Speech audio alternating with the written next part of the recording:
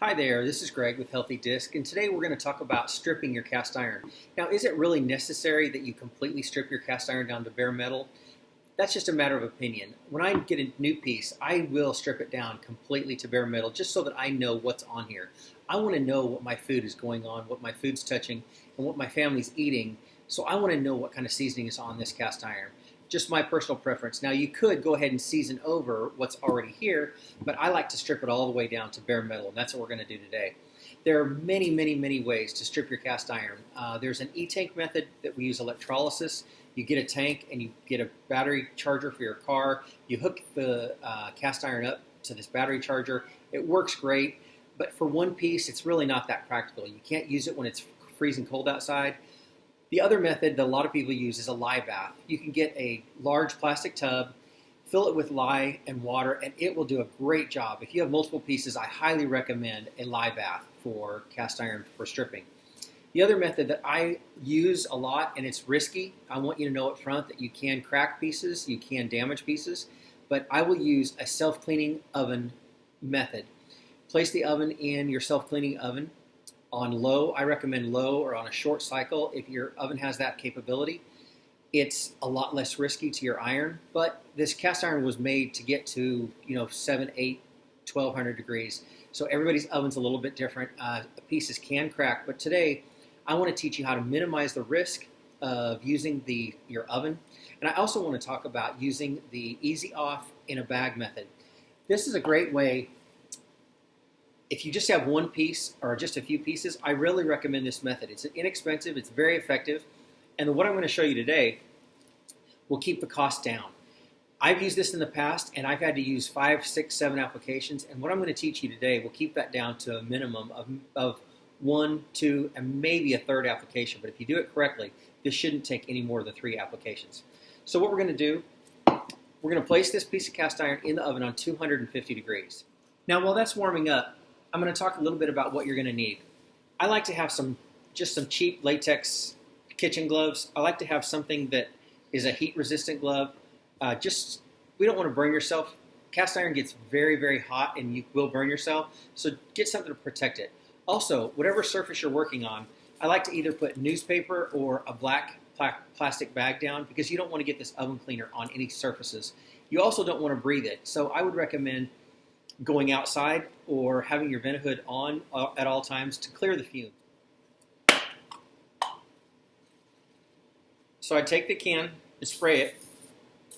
Make sure your surfaces are all covered with this oven cleaner, inside and out, both sides.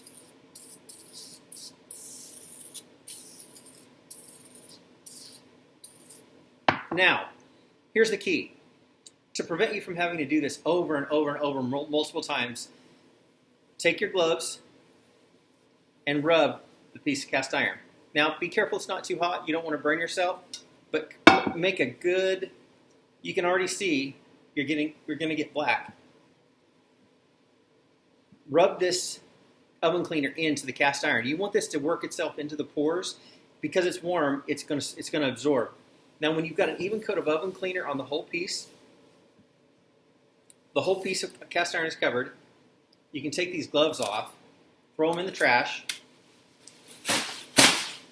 Now, with this black trash bag, what I like to do here is reach in so that my hand is all the way in this bag.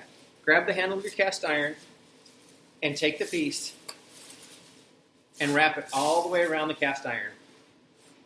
Go ahead and close this off, wrap this up, and put this in a windowsill or somewhere where it's going to get sun. What we're going to do now is leave it for about 2 days. In 48 hours, 2 or 3 days, we'll unwrap this and we're going to scrub. I like to take a stainless steel scrub and scrub the entire piece until all the black is gone. If it's not coming off immediately, what I like to do is repeat the process I just showed you. Warm the cast iron up, spray it with the oven cleaner, put it back in another trash bag, and start all over. We're back with our cast iron. We've sprayed the oven cleaner on it. Now we're going to get it out of the oven cleaner, and we're going to scrub it down really good with one of these stainless steel scrubbers. I love these things. It'll get all that black stuff off of here. Also, if you have a stainless steel brush, a toothbrush, you can use that for the detailed edges just to get all the black off completely. You might want to wear gloves for this part too. I do it so often it doesn't bother me.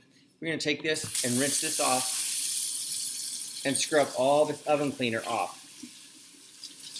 It's going to take some time here, but we're going to get all the oven cleaner off, all the black stuff off, all the oven cleaner off of these pieces. Now, let's talk a minute about rust. Everybody wants to have a different opinion on the best way to get rust off. I am a fan of Evaporust. It's a non-toxic solution that will take the rust off and keep the rust off for months. I soak my cast iron, rusty cast iron, in Evaporust overnight, completely submerged. And when it comes out of the Evaporust, I use the stainless steel scrubber. To get all the rust off. And the cast iron, when it's done, it should come out with a kind of a gray look to it. Now, once you've scrubbed all of the oven cleaner off of these pieces, you're ready to apply a coat, you're ready to apply 3 coats of seasoning.